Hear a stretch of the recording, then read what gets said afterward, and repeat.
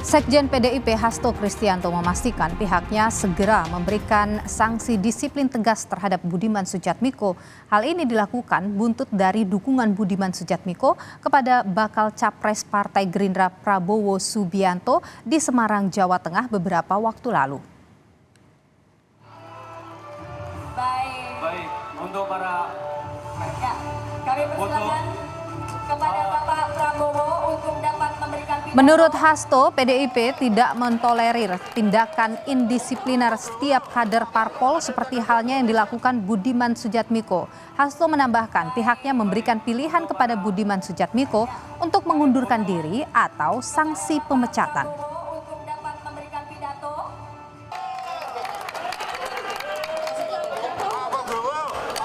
Ada tanggapan Bu Kristi? Baik, untuk para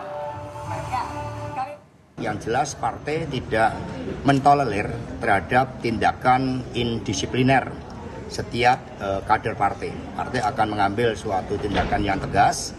Nanti hari Senin Pak Komarudin Watubun akan mengadakan konferensi pers secara khusus. Yang jelas tindakan indisipliner akan ditegakkan dengan penuh kedisiplinan. Jadi opsinya mundur atau partai memberikan pemecatan.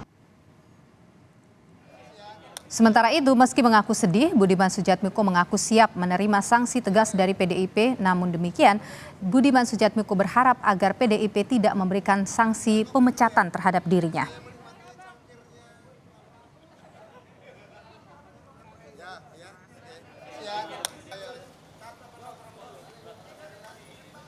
Memang ada sanksi untuk saya berharap apa yang saya lakukan bisa menjadi bahan diskusi sehingga kemudian tindakan saya ya salah tapi sanksinya tidak harus dipecat.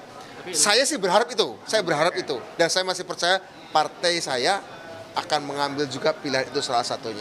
Namun jika misalnya yang saya katakan yang saya lakukan ini salah, keliru, ya dengan berat hati seandainya saya secara administratif dicabut keanggotaan saya, tentu saya sangat sedih, tapi yakinlah yang tercerabut dari saya hanya status administratif saya sebagai seorang kader nasionalis Soekarnois.